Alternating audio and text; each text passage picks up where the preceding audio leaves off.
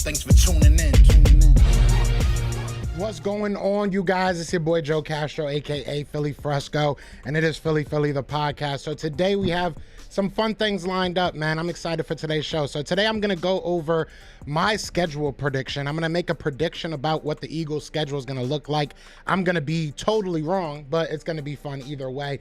We do have Sam Monson from PFF joining the show a little bit later on in this live. So we'll be talking a little bit about everything, a little bit about the draft, a little bit about what the Eagles were able to do.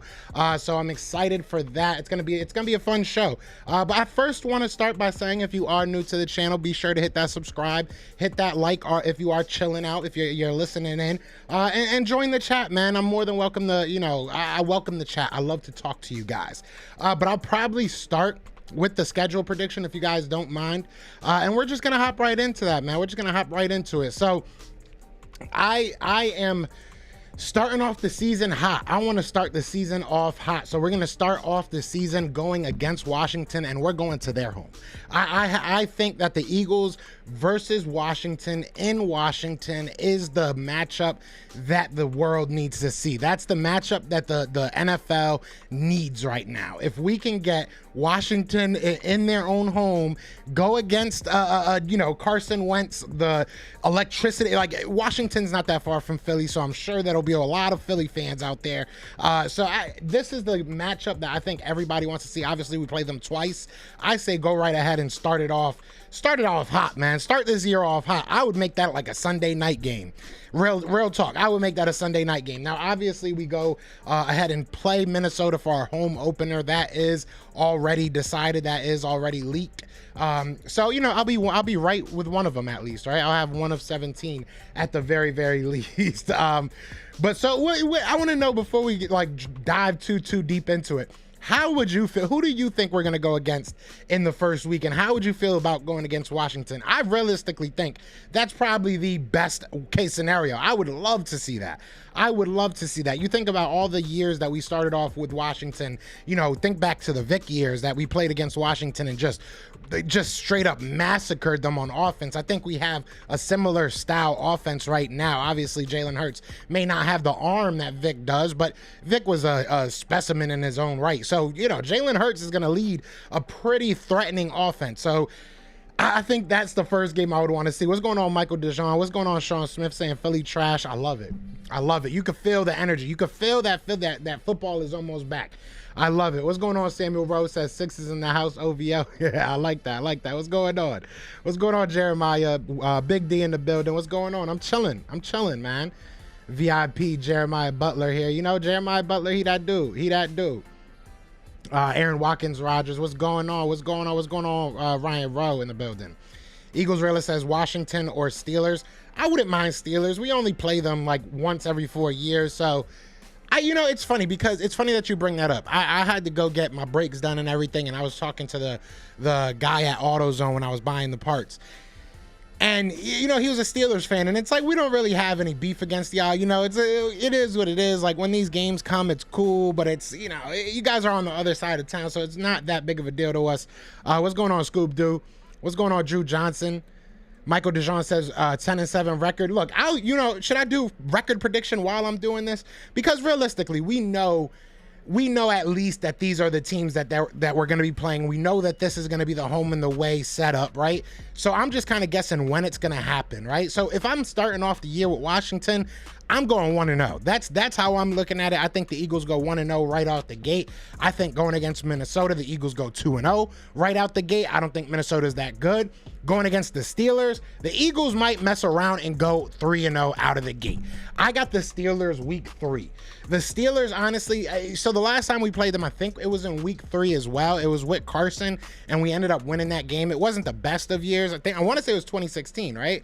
Because it's like 4 or 5 years past now.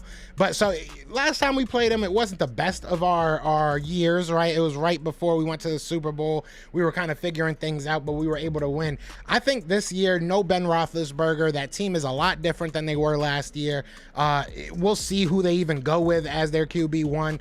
I think that that's an easy win. I don't want to say easy. Nothing in the NFL is easy, but I think that's going to be a pretty secure win. Yeah, we did blow them out, Eagles realists. We definitely did. Aaron Watkins says we have an easy schedule. Yeah, we do have an easy schedule, and we don't travel much. You know what I'm saying? I think we're top or bottom like 4 or 5 as far as many miles as we have to travel. I thought last time we played them. Yeah, we did. We blew the Steelers out last time we played them. But we weren't that good that year. I think we went like 7-9. You know what I'm saying? We went 7-9 or something like that year. That was Carson's rookie year. The harder the schedule, the better at the beginning. That's my opinion. Then we know what we have in our team. They already say we beat good teams with already. Yeah, you know, that's going to be a big thing. If you look at our schedule, we don't have many disgusting, you know, teams. You say 9-0 if it's a schedule like this. Honestly, probably. But the second part of the schedule isn't that hard either. Oh, you right. We did lose to. I forgot that game. I try to forget about that game. I'm thinking about the Carson Wentz game that we blew them out. You're right. You 100% right, Static. My bad. Appreciate you. But you know, look, I would say Washington's a win. Minnesota's probably a win. Steelers are probably a win. Houston's probably a win. Colts will probably beat us if I'm being 100% honest. You're looking at a new Colts. I mean, that they were a quarterback away last year prior to the season, and then Carson Wentz went in there and did a whole bunch of Carson Wentz-like things, and obviously that kind of, you know, fell off. So I think with Matt Ryan, you're going to see what they wanted to be. It's going to be interesting to see what happens with that offensive staff. You look at the wide receiver core. It's not what he's used to having, right? It's not as good as it was in Atlanta, so we'll see if he falls off because of that. But I think the Colts are a team that could probably beat us. The Jaguars, I think we'll beat them. I think, you know, that'll be a very, you know, people are probably going to look at me like, are you serious? I think between the Colts, the Jaguars, and that's probably it in these first 8 games, I think those two teams probably give you the best offensive, you know, challenge. Like, you know, it's going to be tough going against Trevor Lawrence and their newly, you know, overpaid wide receiving core. So it's not going to be easy. I do think that we beat the Jaguars, but I don't think it's going to be easy by any stretch of the imagination. And like I said, the Colts with Matt Ryan's going to be tough.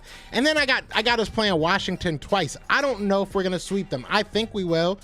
I want to say we will. Like, I want to say that they're not going to beat us. I don't think the Vikings will beat us. Not on Monday night.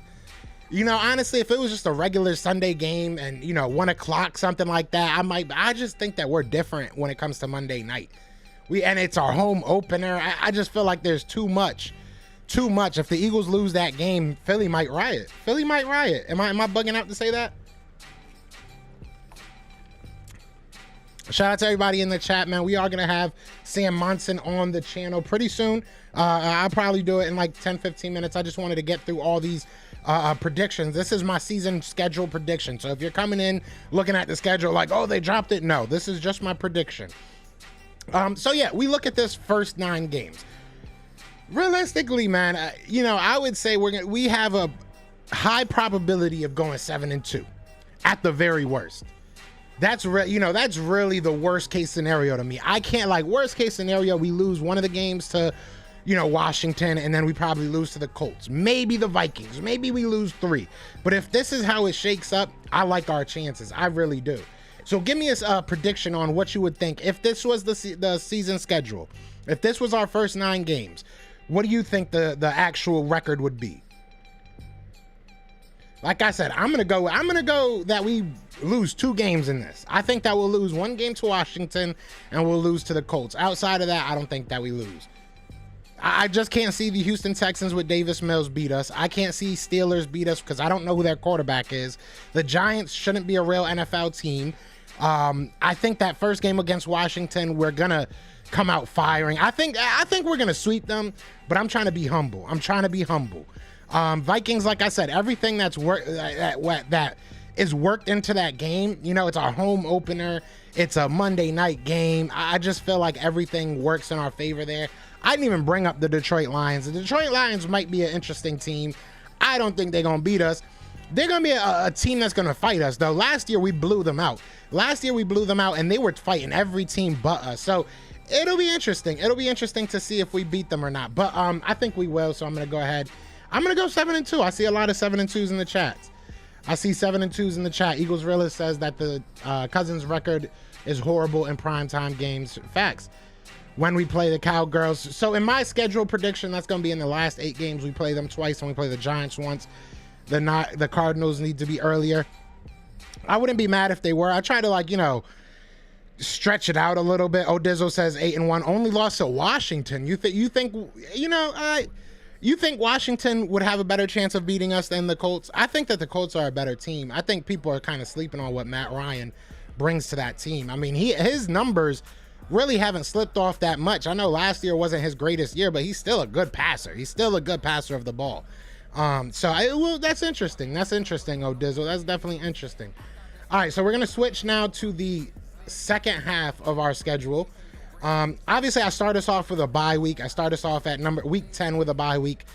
I think that would be honestly like best case scenario. If we can get a bye week somewhere there in the middle, I think that would be beautiful. You know, kind of give us, we have an easy schedule in the beginning in my prediction, and then you kind of get a little bit of a rest and you go into kind of a tougher stretch. But realistically, even here, outside of the Cowboys, the Cardinals, and Titans, I'm not, you know, and you know, so you go in there, you start out with Green Bay, because Green Bay is going to be good, but they don't have any wide receivers. So Aaron Rodgers is probably going to, you know, Aaron Rodgers is going to get his, but are they going to be the same offense that we've seen year after year? I could say that it's going to be a tough game there, but I can't say that we're going to lose to them outright. I feel like we can beat them with our running game. You know, I feel like we can beat them by just keeping Aaron Rodgers off the field. Easier said than done sometimes, I know, but when you look at our offense, I think that it can be done, and they don't have a wide receiver that's just going to kill us. You know what I'm saying? That back end is murderous row. Yeah, that's the thing. You know, it's going to happen either way. It's going to happen one way or the other. You're either going to get a really tough early schedule like we did last year, or you're going to get a really tough, you know, back end of the schedule. And I kind of went towards the back end of the schedule because last year I feel like it was the beginning, so I feel like they'll just switch it. But, you know, Green Bay's a tough team. So Michael DeJean says overall 11-6 if this is how it's to play out. I could see that. I wouldn't be mad at that. I would not be mad at that. I would say that we beat Green Bay, we beat Chicago, we lose to Arizona, we beat the Giants, we split with the Cowboys, so I'm giving us one of those wins. That's 4 wins on this side. We're going to beat the side. You know, it'll be interesting. The Saints game is going to be interesting, but I think we're going to beat the Saints. That's 5 wins. And then I'll say that we lose to the Titans. So if we had 7 wins in the first half and we have 5 here, we got 12 wins. I got us getting 12 wins. On paper, I got us at 12 wins. On paper. Obviously, a lot of things can change. You know what I'm saying? There's a lot that can change in a short amount of time. We don't know, you know, what's going to really happen with some of these guys' quarterback situation. But I think that this is a real possibility that we're looking at a 10-plus win team. And I think that it's fair to feel that way. I think it's fair to feel that the Eagles should be looking at a 10-plus win team. The Saints are going to be tough, Samuel. The Saints are going to be tough, but we have, you know, we've went out there and just bombed on them. I know last time we played them, they didn't have, I should say, their quarterback. They didn't have Jameis Winston, but they were still beating teams without Jameis Winston. You know, they were on a win streak when they came to Philly, or when we played them. I think they did come to Philly. So I'm not going to sit here and act like we can't beat them. I think we can beat them. I think that they are a good team, but our strengths kind of match up well with their weaknesses, so to speak. So I'm not too worried. So let's review it real quick one more time, and then I am gonna get Sam on here. 1 through 9, I got us going at Washington. Then Minnesota's coming to our house. Steelers are coming to our house. Then I got us going at Texans. Then I got us at the Colts. Then I got us coming back home, and we're playing the Jaguars. And then we're going back out, you know, going back on a road trip, and we're gonna be playing the Lions. Then I got us playing at home against Washington. And then I got us on bye week at week 10, and then at week 11 I got us Green Bay Packers, at Eagles obviously, and then I got us going to Chicago Bears, then to the Cardinals, and then coming back home back to back for the Giants and the Cowboys respectively, and then going to New Orleans for the Saints game, and then coming back home for that Titans game, and then ending the season in Dallas, ending the season in Jerry World. So let me know what you guys think. You know, I would love to hear your guys' thoughts as far as predictions go too. So follow me on on Twitter at PhillyTP. Start sending me your stuff. If you follow me on Facebook, if you follow me on Instagram, wherever it may be, send me some predictions. We have it coming out Thursday, so maybe Thursday I'll start reading off some of your predictions and see who gets closest. Maybe I'll give out a prize for whoever gets closest. I don't know. We'll talk about it. Now I'm getting crazy. But like I did say, we were able to have my man Sam Monson come back on the show, so we are going to get into that right now. I'm going to hop into the chat, so if you guys got anything you want to talk about, let's talk about it, man, but let's get into it, man. Shout out to my guy Sam Monson. Shout out to all the guys over there at PFF for helping out, man. They always hit me up, talking. It's a lot of love. They got their own Philly section as well, so shout out to them, but let's get right into it, man. What's going on, you guys? It's your boy Joe Castro, aka Philly Fresco, and it is Philly the podcast. So today we have a very special guest. As you can see, I got my man Sam Monson back on from PFF. How's it going, Sam? Welcome back, and thank you so much. How you been? Good, yeah. Thanks for having me back. No problem. No doubt. Now I know you're a busy man, so I want to hop right into it. We had a crazy, week with this whole draft and a bunch of trades, a bunch of things going on. But before I get into any specifics, I just kind of want to ask you, what were your thoughts on this draft overall? How, coming away from it, being able to kind of unpack it over the past couple of days, how crazy was it for you? Yeah, it was a really interesting draft.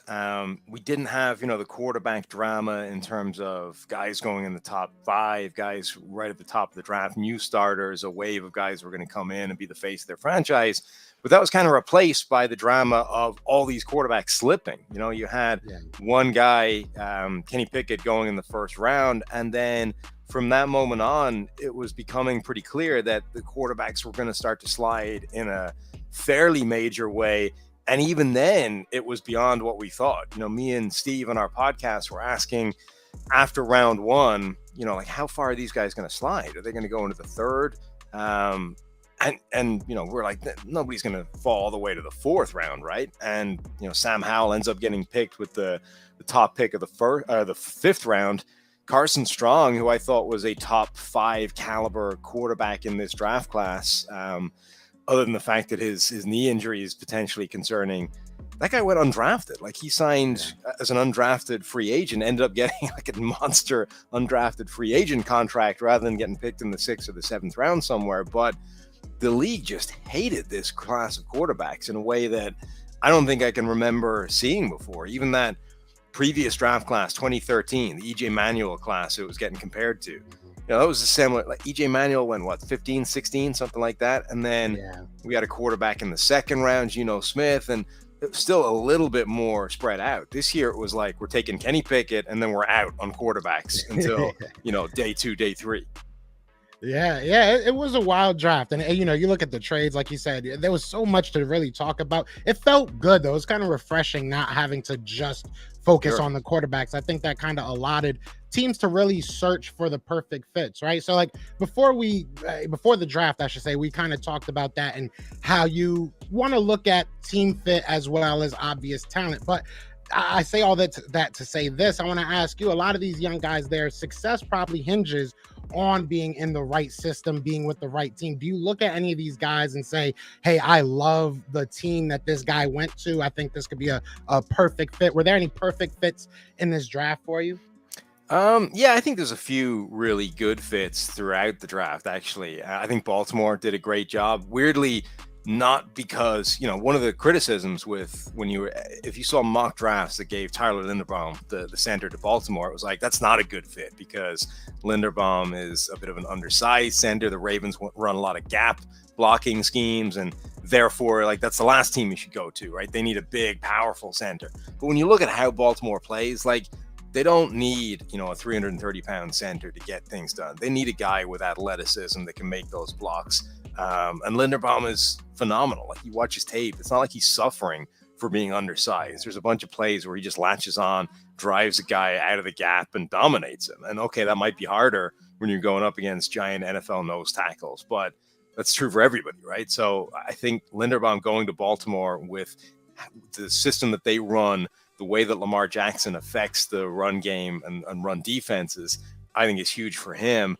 And the same thing for Kyle Hamilton as well, who they drafted. Like Hamilton going to that defense specifically, their kind of positionless defense, a defense that moves their safeties around a lot and is probably going to pivot to a lot more of two high looks with a change of personnel on the coaching side. I think Hamilton there has a chance to be special as well. Definitely. And I'm glad you brought up Hamilton, actually, because, this is an Eagles podcast, obviously. Chuck Clark is a guy we've talked about a lot, obviously going to be maybe the third man out, the odd man out in that scenario. What's your feel on that scenario, that situation? Do you think he's a guy that could be on the move, talking about Chuck Clark? Do you think he's a guy they might be willing to move on from? Maybe, but I think we're reaching this point where, a third safety isn't quite like a nickel defensive back. Those guys are essentially starters. When you're talking about slot players in today's NFL, those guys are playing 75% of the snaps. So they're effectively starters. They're not like a backup that comes in for a specific situation anymore. A third safety, I don't think it's quite getting there, but it's moving in that direction, right? And depending on the defense you play, there are defenses that run an absolute ton of three safety, personnel packages. So they're not necessarily just these pure backups. And if you have three guys, like that is what's making some of these defenses tick. So maybe they could be enticed to move them for the right offer, but I think they'd want to keep him around. I hear that. That makes sense. A man can dream, right? A man can dream. I want to talk about some other guys that are now Eagles fans are talking about, and that's Jordan Davis and Nakobe Dean, two guys that I think we spoke about prior to the draft as well when I had you on. Two guys that were first-round picks in a lot of people's mock draft. Nakobe Dean sometimes drop into the second. Obviously, the Eagles were able to spend a first and a third on these guys. So just in your opinion, I know you probably did extensive research on these guys because they were top names. What type of impact can the Philadelphia Eagles fans expect from these guys? What do you think they can bring to the Philadelphia Eagles? Well, Nakobe Dean, I think, has a real chance to be like the single biggest steal in the entire draft. When you put on his tape, that's a first-round player all day. Like Georgia had the best defense in the nation, one of the best defenses college football has ever seen. They had an absolute ton of guys drafted from that defense, let alone the team overall. And when you turn on the tape, most of the games you look at, you would come away and say Nakobe Dean is the best player on that defense, right? Like, okay, Jordan Davis is there, Quay Walker, Trayvon Walker, they've got Lewis Seen, they've got all these players on the defense. Most games you would come away and say, number 17 is the best player in that defense. And if it's true that was because of guys like Jordan Davis in front of him, well, Jordan Davis is still in front of him. And by the way, now so is Fletcher Cox and Javon Hargrave. And right, so that didn't downgrade. So if that was why he's amazing, that's still going to be there at the NFL level, and he's still going to be amazing. And if it wasn't, then he's just amazing, period. And you've got a great player. Now, there were NFL people that just did not like Nakobe Dean for some reason. When you read some of the kind of anonymous scout type articles, Bob McGinn does a good piece every year where there's a ton of sort of scout comments in it. There were a bunch of people that had Nakobe Dean in the third round the whole way, and I don't understand why, but they were. He is a little bit undersized. He's not a sort of 6'5" long type of player. He didn't run, which doesn't help. He never got a chance to sort of say, hey, I am an elite athlete, so forget about the height thing. So those things probably didn't help, but I don't think that explains how he falls all the way to the third.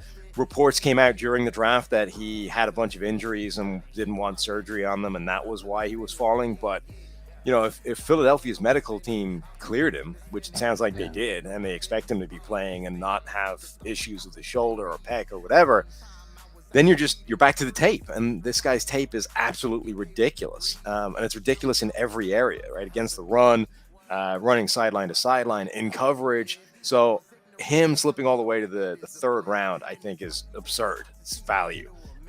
Getting Jordan Davis in the first, A, it helps Nakobe Dean, and B, I think that's a great move for Philly as well. Davis, so it's maybe a little bit richer than I would want to take Jordan Davis if I was drafting in a vacuum, but I get it. Like he is a unique player. There aren't players that have the kind of ability that Jordan Davis does, right? That size, he's slimmed down to the combine to 341 pounds, right? To run a 4.8. Like nobody else can do that. That doesn't exist anywhere else. There aren't players that look like that. So It's a lot of projection, and you have to hope that A, you can scale up his workload, B, he gets a little bit better and more consistent against the run, C, that he can be some kind of factor as a pass rusher. But if there's one guy that I understand sort of saying, look, this is a unique, singular athlete, let's bring him in and figure out how to get him to the level we need to get him to, I understand it for Jordan Davis. And I think that has the potential on that defensive line that doesn't need him to play 800 snaps, year one. Like, there are places where he would have gone where they would have had to have him out there every snap, and he would have needed to play 800 snaps. And if he can't play at that level, he's not going to be good. Philly can have him play 500 snaps. And if he can dominate at 500 snaps, he'll be an impact type of player for them. So I think it's a great fit for him, as well as a really big impact player potentially for that defense overall. Yeah, I was obviously very, very excited about, Nakobe Dean. I think he is a great talent. We talked about him. Jordan Davis, I think, was a sneakily Howie Roseman type of guy. He was a guy that I think that we look back and we say, yeah, it makes sense for him to fall in love with a Howie Roseman or with a Jordan Davis. So I love that pick. Now, going back to the draft, was there, like we said, it was kind of a wild draft. A lot of things happened ways we didn't really see it going, right? But was there any picks that are still kind of lingering in your mind that you're just like, I can't believe that this team took this player at this position, just kind of like a reach of a pick?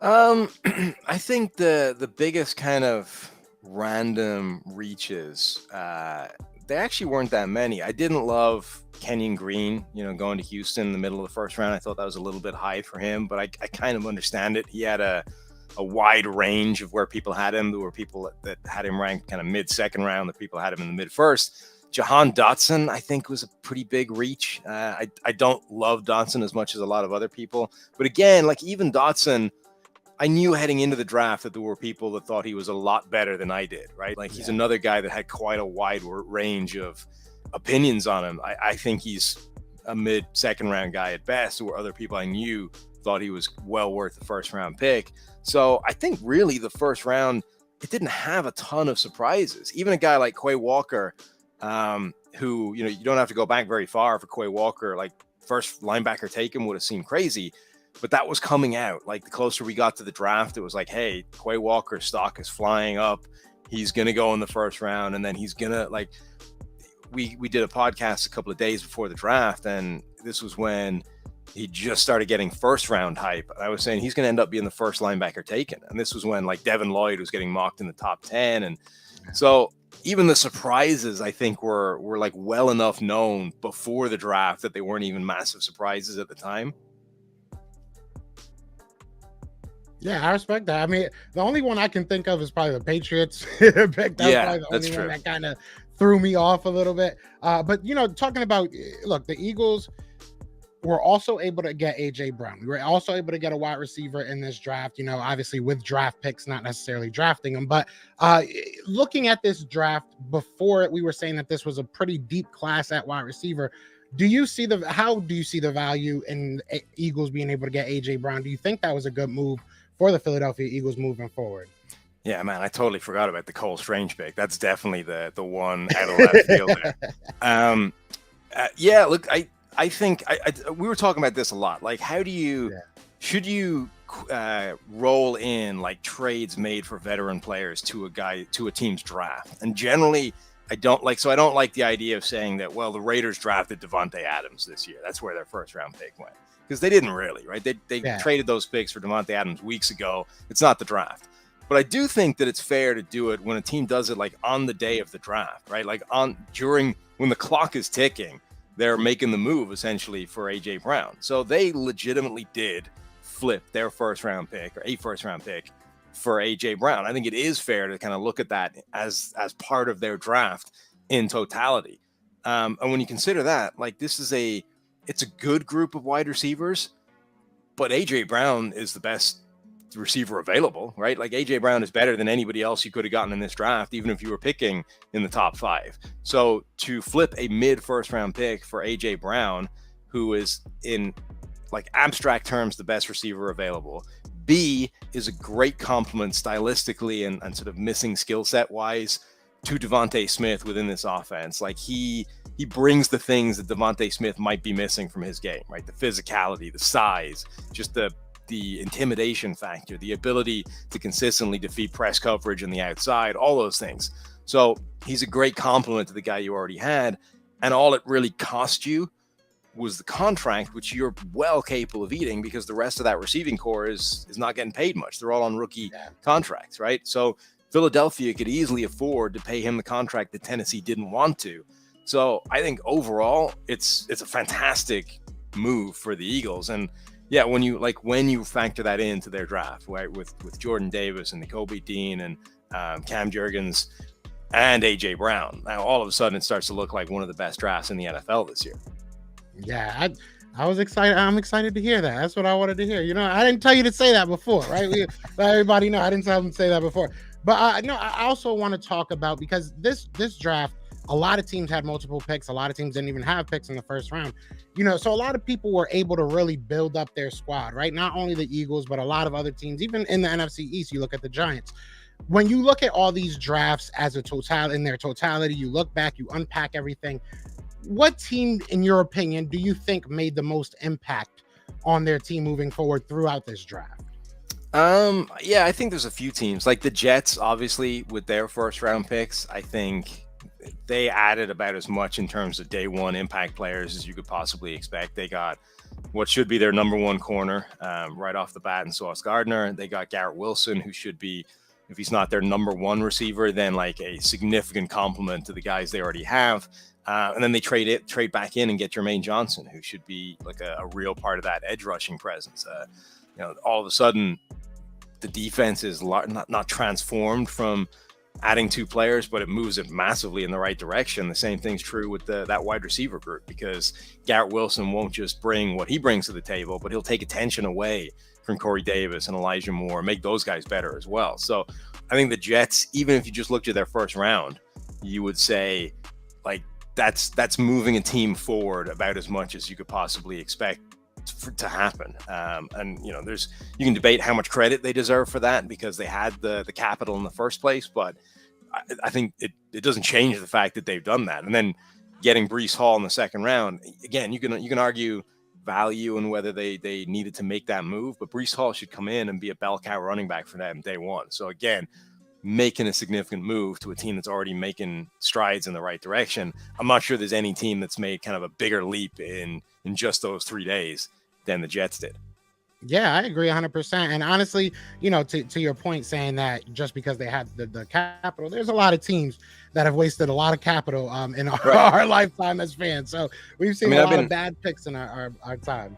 Yeah, like I've been saying, look, they deserve credit for making the layup, right? Okay, it's a layup, but people miss layups, right? It would have been easy for them to stuff it up and that ball bounce out of the hoop. Like, give them credit for making the easy shot. Yeah, you got to give them their flowers. So we'll see how it plays out on the field. I also want to ask, you know, on the flip side of that, obviously, do you think there's any team that took a step back after this draft? Do you think that anybody really tanked this draft in a sense, I guess you could say? I think the Patriots are probably the closest team to that, right? We talked about the Cole Strange pick before. In isolation, it's not great, right? It seems like one of the biggest reaches of the first round. He was a guy that on the PFF big board was ranked 86th, and they took him at 29 overall. Okay, they traded back to make that happen. They may have taken him at 21. That would have been even worse. But when you factor in that they traded away Shaq Mason for a 5th round pick, right, a while ago. So not only are they bringing in a guy like Cole Strange, who was a massive reach, but they're doing it to replace a guy that they let walk for a 5th rounder who was a Pro Bowl caliber guy. So they almost certainly got worse just moving from Shaq Mason to Cole Strange. And that's before you factor in, you know, a 5th rounder turned into a 1st rounder in order to make that happen. So you can't love that first round kind of exchange of guards thing that they made happen. Tyquan Thornton in the 2nd round is the same kind of deal, right? A guy that was ranked just inside the top 200 on PFF's big board, drafted at number 50 overall, blazing speed, 4.3, 4.28. But that's about it, right? Like that's all he brings to the table right now. And okay, that was the missing skill set in New England's receiving corps. But still, you're going to need him to be more than that if he's going to justify a top 50 selection. And then, there's just a lot of either reaches or positions that really weren't of need as you go down this draft. The only pick that I liked from New England was Marcus Jones, the corner from Houston. And that's just not enough to save a draft. As much as I love Marcus Jones, it doesn't redeem everything else that happened in that draft. Yeah, the Tyquan Thornton one was funny. I think that they just wanted to ruin all of our mock drafts, because we spend all this time waiting until like the fifth, sixth round. That's where we get our real research in, and then they go ahead and take them in the first round. So you got to love the Patriots. You got to love what they do out there. But I agree. I want to ask you two more questions, and I will get you out of here. Obviously, the schedules are coming out on Thursday, right? So the schedules are going to be dropped pretty soon. We've heard a couple of matchups, but we all already know, regardless of when they play, we know who plays. Are there any big matchups that you're looking forward to? I know, Russ is going to be going back home. There's a lot of storylines out there. Is there any that you're really going to be tuned into? Yeah, a lot of storylines, and it's going to be a weird year, right? Because there's so many good teams. There's so many teams that went on this off-season spending spree and this arms race, particularly in the AFC. But there are going to be teams left behind as well. So I think you're going to see a lot of games this year where it's like an incredible strength-on-strength matchup. It's two good teams going against each other, and we're going to have like all kinds of fireworks. But you're also going to see an absolute ton of games where it's like a double-digit point spread, right? And it's like elite team going to play a bad team, and we're talking about like a 17-point spread before the game, and like just nobody wants to watch that game. So it is going to be a fun season, but I'm not sure I've ever like seen the league before as split between the haves and the have-nots as we're going to see this year.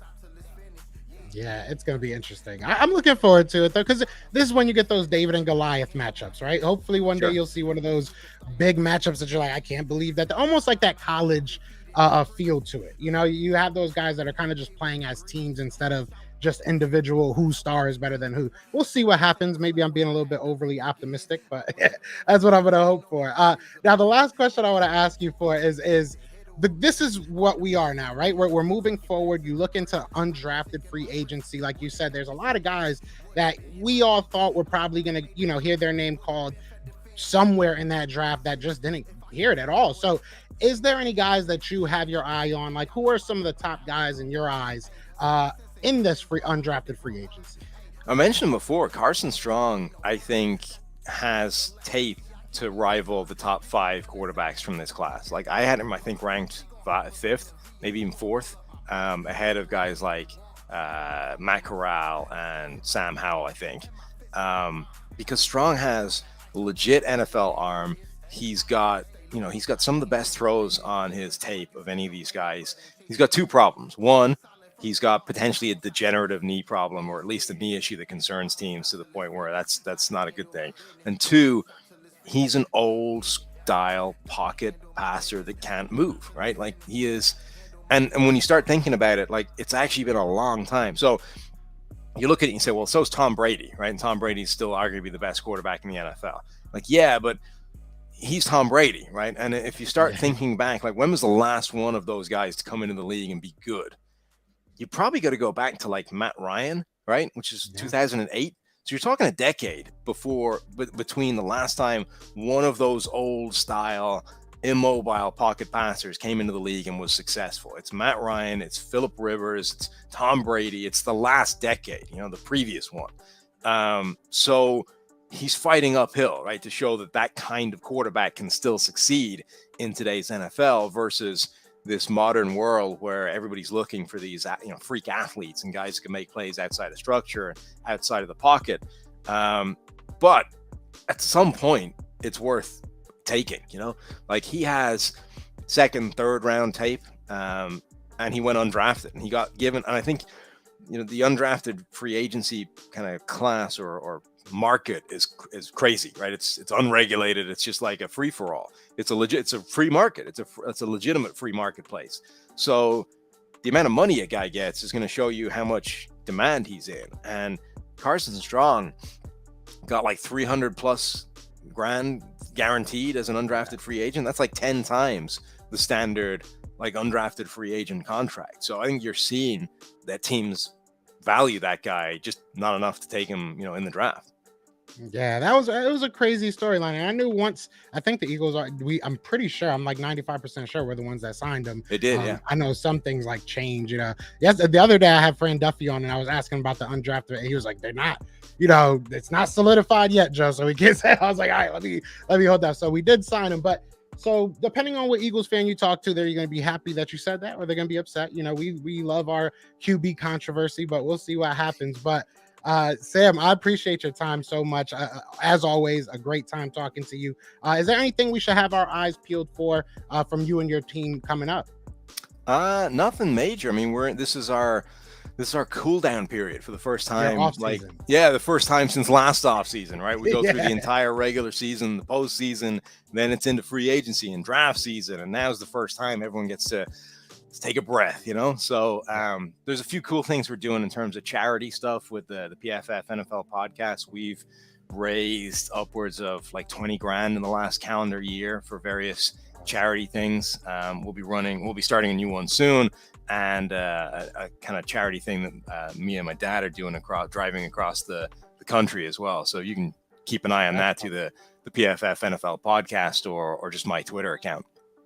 Definitely. And I'll have the links to all his socials and to all the podcasts as well in the description. So definitely check it out, Sam. Again, I can't thank you enough for your time. This was a lot of fun. I'll let you get to your off season, but enjoy it. But you always got a home here. Appreciate everybody that tuned in. But other than that, y'all know what it is. So that was Sam Monson, man. Sam, I always appreciate him coming on the show. It's always a good time.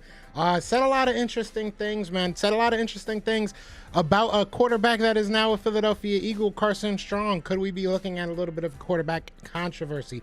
I'm not going to get into that today. But I do appreciate everybody that tuned in. I appreciate everybody that's still locked in.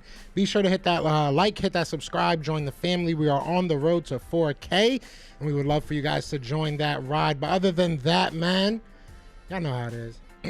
let me get comfortable for this. It's Fly Eagles Fly, and we out here.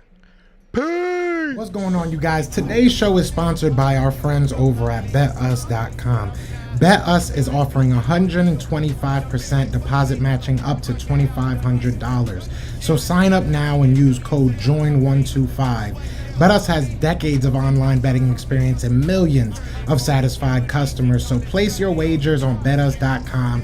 Get your deposit matched, and don't forget Philly Fresco when you're rolling in that dough. Link is in the description, and thank you so much to BetUs for your continued support. Now let's get back into it.